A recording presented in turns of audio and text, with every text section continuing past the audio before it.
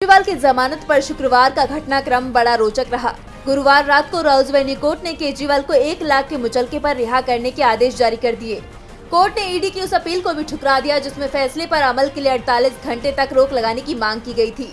इसके बाद ये तय माना जा रहा था कि केजरीवाल शुक्रवार को जेल से बाहर आ जाएंगे, लेकिन ईडी निचली कोर्ट के फैसले के खिलाफ हाई कोर्ट पहुँच गयी, जिसके बाद हाई कोर्ट ने केजरीवाल की जमानत पर रोक लगा दी और आदेश दिया कि जब तक हाई कोर्ट फैसला नहीं सुना देता केजरीवाल की जमानत पर रोक रहेगी।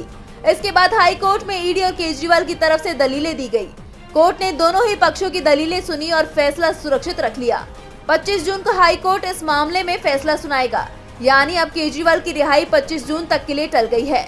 हाई कोर्ट में ईडी की ओर से एएसजी एसवी राजू ने अपनी दलील में निचली अदालत के फैसले को गलत बताते हुए कहा कि एजेंसी को निचली अदालत में अपना पक्ष रखने के लिए समय नहीं दिया गया था।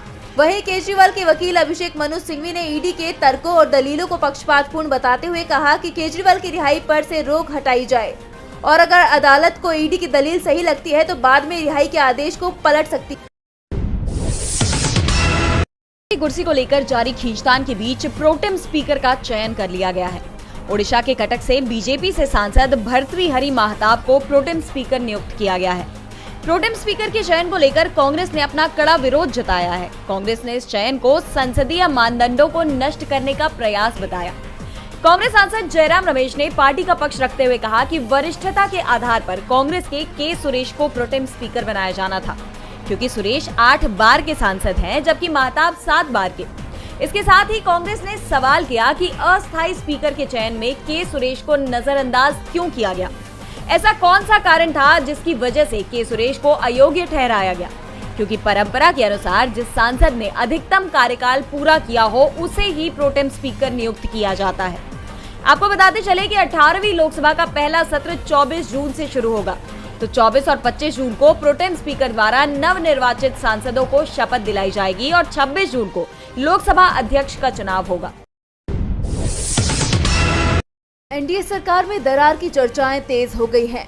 पीएम मोदी के कार्यक्रम में एनडीए के प्रमुख सहयोगी दलों के प्रधान नीतीश कुमार और चंद्रबाबू नायडू की गैर मौजूदगी सवालों में घिर गई है। दरअसल 21 जून को अंतर्राष्ट्रीय योग दिवस मनाया जा रहा है। प्रधानमंत्री नरेंद्र मोदी भी इस अवसर पर श्रीनगर में योग करते हुए नजर आए।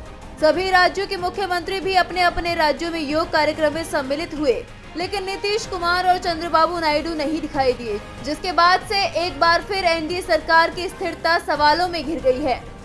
सवाल ये उठ रहे हैं कि क्या नीतीश नायडू बीजेपी से नाराज हैं? स्पीकर पद को लेकर पहले से ही खींचतान की खबरें सामने आ रही थी। बताया जा रहा था कि इसे लेकर टीडीपी और बीजेपी में ठनी हुई है। तो वहीं नीतीश कुमार ने भी पीएम मोदी के सामने कांग्रेस की तारीफ कर दी थी। मनमोहन सिंह की सरकार को नालंदा विश्वविद्यालय का श्रेय दे दिया और अब दोनों ही नेताओं ने पीएम के योग कार्यक्रम से दूरी बना ली, जबकि बीजेपी शासित राज्यों के सभी मुख्यमंत्री वहां पहुंचे थे। ऐसे में सवाल ये उठ रहे हैं कि क्या एनडीए गठबंधन बिखरने की कगार पर आ गया है? अभी तो संसद का पहला सत्र शुरू भी नहीं हुआ था कि इस तरह की चर्चाएं शुरू हो गई हैं। और अगर ये चर्चाएं सच साबित होती हैं तो सहयोगियों के सहारे बीजेपी की सरकार ज्यादा दिन नहीं टिक पाएगी।